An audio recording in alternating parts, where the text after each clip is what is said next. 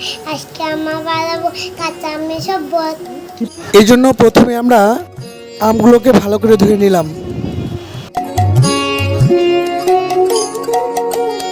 ধোয়া আমগুলোকে ভালো করে ছিলে সুন্দর করে কেটে নিলাম।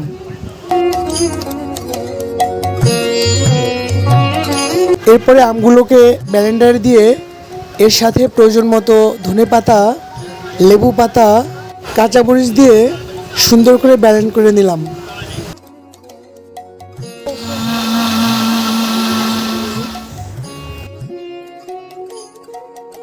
সুন্দর করে ব্লেন্ড করে আমের সাথে প্রয়োজন মতো বিট লবণ, হালকা পরিমাণ চিনি দিয়ে আবার একটু ব্লেন্ড করে নিলাম। ছাঁকনি দিয়ে ছাকার পরেই প্রস্তুত আমাদের আমের শরবত।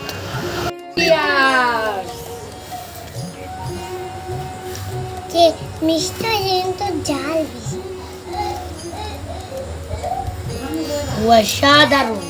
আপনার কাছে কেমন লাগছে?